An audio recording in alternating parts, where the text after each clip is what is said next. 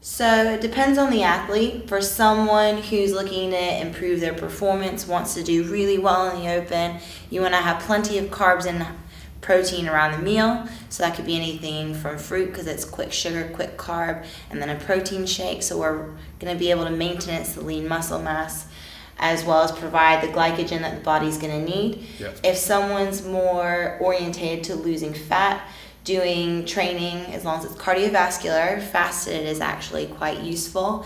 But if you're feeling a little bit starry-eyed, having a bit of protein to sip on throughout the workout would be quite useful, and then you still get the benefits of being fasted whilst you train. And the two go hand in hand of what are you doing and what are you eating? Correct. And that goes along with people's goals. So we've got clients that are seeking body composition changes. So they are trying to lose muscle. Lose body fat. And if they're doing that, then we would lower the intensity of the training session, which means that they could work more oxidative, which means they could do the training session without sugar, so they could do it fasted. Correct. So if somebody wanted to lose body fat specifically, it'd be a lot of cyclical aerobic work, and it wouldn't be heavy squats. Correct. Because they wouldn't be able to do those heavy squats without sugar in the system, right? Exactly. And if people are trying to lose fat, they typically have already gone through a strength cycle. So they've got the lean mass underneath, so they're just stripping fat. But Yeah. if someone is trying to get strong, or they're doing strength training, there's no benefit to doing it fasted. And those two adaptations are different, and they require different programs and different foods. Oh yeah, 100%. Yeah, so I think what we haven't talked about is fat.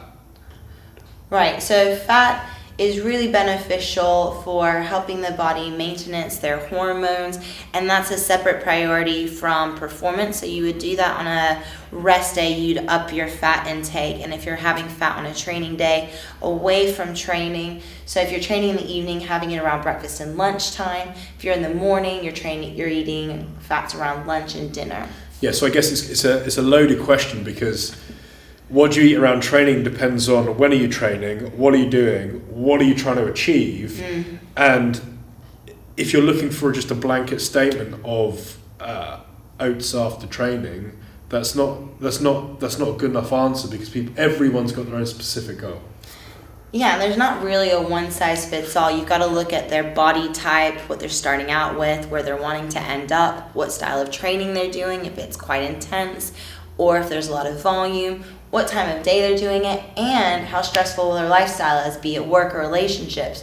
Because the body can't adapt in fitness if it has another outside stressor, which could be work or something else. But I think that's why having a nutrition coach in-house and having performance coaches all in one area, where we constantly feed back.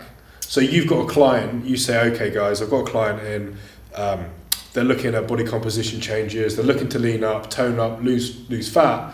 And then I know that in the training program, they then need to go into more oxidative training.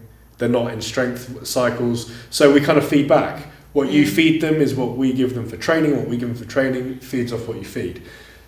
What tends to not work is something like just a random protein shakes or supplement companies pushing supplements down your throat whilst you're off doing a generic Les Mills class and or running a marathon. Nothing's connected. No, and that's kind of one of the biggest problems I see within the normal diet of people I've worked with. A lot of people think, right, I'm going to work very hard, I'm going to train 6 times a week, and I'm going to run a calorie deficit, which actually doesn't work, because the things they are putting into their diet, like protein bars and supplements, they're actually living off of it, and there's no nutrient-dense food. And just because you're hitting macronutrients such as protein, fat, and carbs, if it's all off of fake food, obviously you're not going to get the benefit of eating real food, which is where I want clients' bulk of their diet to come from, and it seems to be the missing link. There's not a lot of veg, there's a lot of fake food and a lot of dairy, sugar. So I'm not a nutrition coach like you are, but I definitely speak to clients when they come in and listen to what they've been eating and asking, does that match with what you're trying to achieve? And a lot of the times it's disconnected. But to loop back round, what should you eat around training? I guess the best answer is not fats. Correct. And depending on when you're training and what you're training, it would be a balance of proteins and carbs. Is that right? Correct. Yeah. So I think after looping all the way around, that's the one sentence answer.